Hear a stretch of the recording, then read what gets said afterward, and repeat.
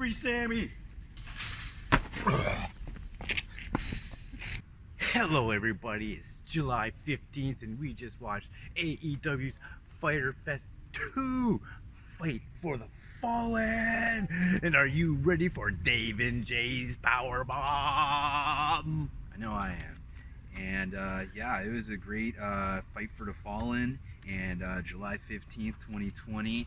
And I guess Shivani was unavailable to join us on commentary tonight. No, Shivani couldn't make it because he didn't get his COVID test back on him in time. So, you know, we didn't really have any, you know, colorful Britt Baker and Britt Tony Baker was there for a bit, but yeah, but no there interaction. was no interaction. That's so, right. Otherwise, let's just get on to the show. First match, we had Sonny Kiss versus the Frat Boy, the American Nightmare, Cody. That's right. And this one was for the TNT Championship. A lot at stake, a lot on the line. And I'm just going to let you fill in the details for this match. Cool. Well, Sonny Kiss had a colorful entrance, did he not? With the cheerleaders coming totally out. had this dance maneuvers and, you know, coordination going on. It made it seem like a much better event.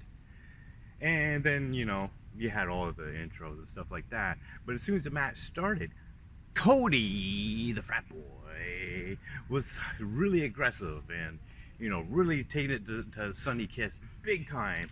Eventually the banter would go back and forth.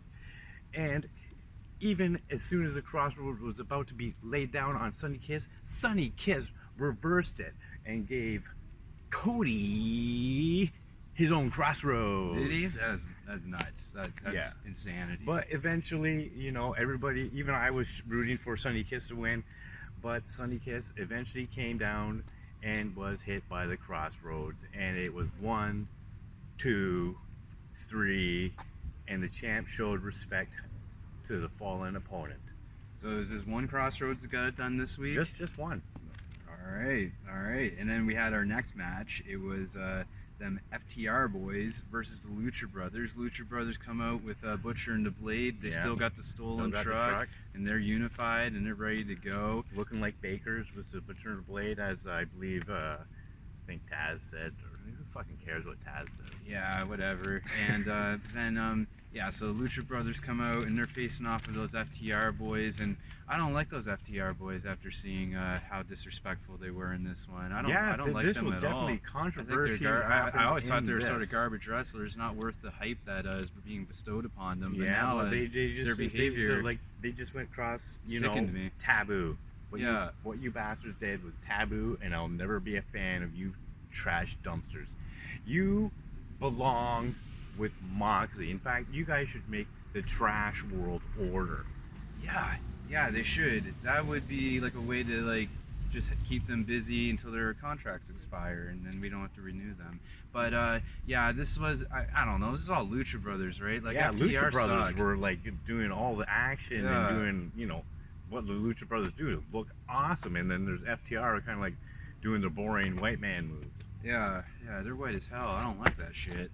And then so what did they do? No, they didn't do any of that stuff. Yeah, so at the end, right, like how FTR was able to sneak away with the most disgusting victory I've seen in like decades of watching professional wrestling. I didn't enjoy seeing it at all. He rips off Ray Phoenix's mask, the bald dummy, the white dummy, the bald guy, and not this guy. And then yeah, he ripped his mask off. So Ray Phoenix wasn't concerned about kicking out. He was concerned about concealing his identity. Because I mean, you'll get shot and dragged through the streets naked and murdered in Mexico if you ever try pulling that shit. Fuck, man. Thank God he wasn't in Mexico, right? Yeah. So FTR, your days are numbered. Yeah. And then the Young Bucks. For you. The Young Bucks came in and what did they do? They beat up the Butcher and the Blade, and they took that key back, and they were being nice, and they gave the key to FTR for their stolen truck that they can't get back themselves because they suck and they cheat. And then what happened? Oh yeah, and then Kenny wanted to give them some drinks, and then he got tell him, man. The drinks all poured on Kenny's head, and I'm like, what is this all about? Total disrespect. Like, these guys just suck. Like, They're Kenny Omega's the man. Kenny is the man. Jericho said this week that Kenny's his new favorite wrestler, and Jericho's my hero, so I have to agree. Yeah. So then Le Champion comes out with the boys. Free Sammy. Sammy wasn't there. Fuck. And Then he comes out and he's got some words. He's a demogod. He's the god of the 18, the 49 demographic. The winner of the ratings war. That's right. We won last week, and we should be winning every week, but whatever. We are winning though all the time. Yeah. And so the demogod comes out there, and he's not pleased with Orange Cassidy at all. No. I can't blame him. And then Orange Cassidy saunters down to the ring through the crowd. Yeah, do it. Do what he did. And then just like in the movie Carrie, it's not blood, it was orange juice poured on Jericho, ruining his $7,000 jacket. $7 grand, 7 racks. That's USD, man. Yeah, that's like 10 around these parts. Yeah. So then, yeah, he got orange juice dumped on him. Him and the boys, Ortiz, like he couldn't even stand. Like he can't swim, so it was a serious ordeal for him. Oh my God, it was like a chuckle show watching those guys trying to stand in the orange juice. It was actually pretty comical stuff. I loved it. Yeah. And so then what happened? Oh yeah, I think Jericho hopped on commentary after, and he's just covered in orange juice. Yeah, just all pissed off He's about hating that. life. Like I wouldn't want to do that either, being sticky and wet and like, your underwear and you're having to sit there do commentary for the next hour and 10 minutes. Then we had a 3-man match. This might have been the match of the night here. Yeah, definitely folks. was a match of We the have night. Jurassic Express in a 3-man tag match against the Young Bucks and Kenny Omega, who's super pissed after getting drank spilled over his head. Like no one wants to see that. And this match was insane. Insane. Like, holy was it moly. when they set up Marko Stunt there at that one point in the middle of the match and they did that Super Canadian Destroyer? Yeah. And it looked that like was it killed. nuts. I It was don't know either who- Matt or Nick Jackson. Somebody, it was one of the somebody Young almost Bucks. died, but it Yeah. was amazing. I thought they were just gonna have to call themselves the Young Buck from now on Yeah. because only one of them is left alive. But that was nuts, and that was he tried to kill the guy. Yeah, And, the good thing about it, you got to see Marko Stunt. He held his ground quite a few times. Oh, He was yeah. able to do some big 'cause moves. I remember, what Jericho old- said. He's like, I've been battling Kenny Omega for the past 3 years, and when he doesn't have his shirt off, that means he underestimates his opponent. And then sure enough, Marko Stunt started giving Kenny the beats, and then Kenny like backed off, right? Backed then off, he got he up, took the shirt off, and then what Jericho said was true. Like it's great the way they do it. And that was an excellent match. We were both rooting for Jurassic Express. Yeah, in I that think one. we're honestly huge fans of those guys. It didn't mean that way. It just happened. But I believe what happened at the end was Kenny just started getting super pissed, and he started V-triggering everyone. Yeah. And then he gave Marko Stunt that one-winged angel, took him down, and then Got the pin. during the match too, what had happened was the Bucks, Kenny and the Bucks won this one, but during the match Hangman was at the bar. They would show him sipping, and then hanging out with the FTR boys came down, and Hangman passed him the bottle. Like they're on good terms. It's weird. You're gonna it's good see storytelling though. Yeah, the tag team championship's probably going to change hands pretty soon. Like, can't wait to see who they're gonna.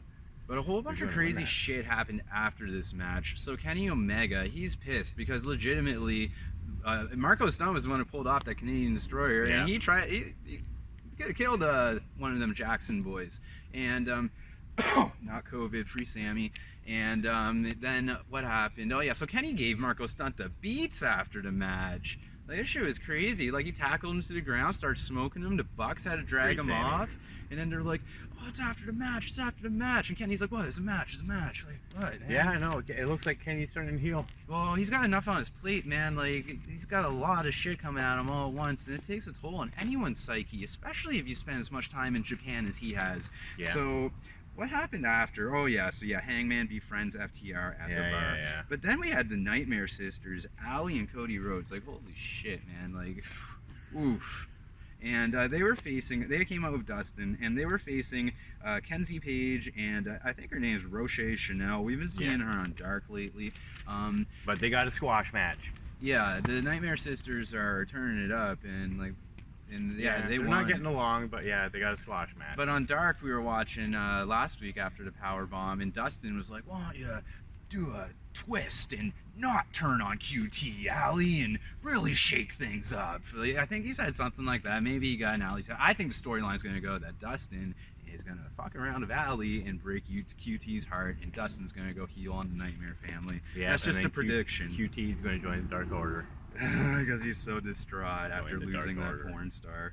And then Nyla Rose has a big announcement that she said last week she was going to announce her new manager, and this is a great fit. I applaud this decision wholeheartedly. I'll let you break the news to everyone who the manager is. Oh man, we got old lady Guerrero. Yeah, Vickie Guerrero. Vickie Guerrero. She's great. Oh, geez, should I say Guerrero? Wrestling is Free Sammy. Free Sammy. Sorry. And yeah, she's great, and professional wrestling in general is always taking care of Vickie Guerrero, and that's really great to see. And then, we have our main event. Okay, so yeah, we got the AEW Championship on the line here. Yeah. This was postponed. It was supposed to happen last week. It happened this week. There's a whole thing with Moxley pertaining to that. We don't need to get into that. Hey, rock on. And then Free Sammy. And then, so... I can't even remember where. Oh yeah, Moxley. So he's facing off Brian Cage, and he's coming out with Tazz. And Brian Cage is carrying around that fake championship, the FTW championship, and they're coming out and they're having a match. So what's going on? It's cops are chasing that guy that just went by on the. Well, you know, it's good to see some law and orders being enforced around here.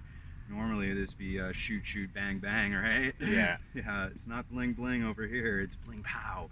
And then, so we're having this title match. And Brian Cage, like, this guy is pretty impressive. He's 275 pounds.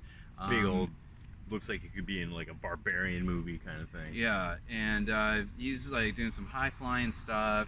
Moxley's trying to keep up. Moxley's sticking to his wheelhouse, just getting slammed through shit. They set up the ring railing on the apron, and he got suplexed through it. Yeah, he got suplexed into a chair. Yeah. Oh, that chair. Yeah. That chair. Yeah. Jay showed concern for Moxley when he got suplexed through that chair. Well, the one leg was sticking up like he could have got stabbed by it. I was just like, I was like, all right, we're going to have a new champ. Man, give it to Pentagon Jr. or Ray Phoenix. Like, holy shit. But anyway, so yeah, they're going back and forth, and we'll just go to the end here. Just wait. Brian Cage had he got to defend the FTW championships against Brian Pillman Jr. Oh yeah, on Dark last night, or it was last night. Jeez. Okay, so yeah, fake championship got defended on Dark last night with our fake champion. Yeah. Which one, Moxley or Brian Cage? They're both chumps. Agreed. Well, I don't know. I like Cage. Like, I wouldn't tell him he was a fake champion to his face. So yeah, so they go in, and it's a battle of armbar. You go into. You have the MMA background. Basically, it was just a constant, like Moxley. It was constantly attacking the arm over and over. Yeah, they brought up some bicep injury that Brian Cage had for 5 months. Also, like within the past 12 months. He's like, yeah, but we won't blow that yet. But yeah, that's what they said going into the match. They were just constantly like a shoulder lock, armbar. That's what it came down to at the end of the match. Eventually, he wouldn't release it. And then he pulled a Dustin Rhodes and threw in a towel like he did on Cody. Yeah, Tazz threw in that orange towel because Moxley wasn't releasing that hold, and Brian Cage wasn't going to tap. He's secretly an Orange Cassidy fan.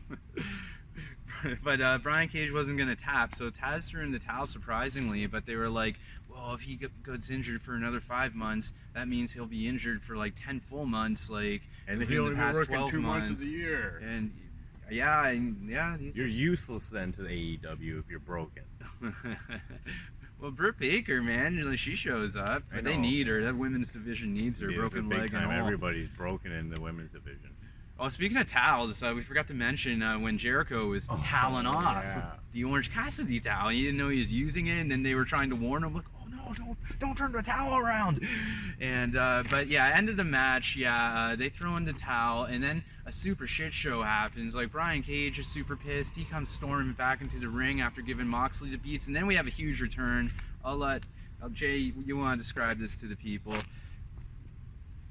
I'm Darby Allin, and I'm back. He's back, people, and he went off that top rope, and he nailed Brian Cage in the throat with a flying truck fuck, and it was good to see. That's probably going to be the cover of this edition of Dave and Jay's Powerbomb. We were very excited to see good old Darby Allin back. and he's going to do well because unfortunately there's a huge spot available, free Sammy. Free Sammy. And so big things from Darby Allin in the future. And I think that's a good way to wrap up the show here. Yeah, it was an excellent show.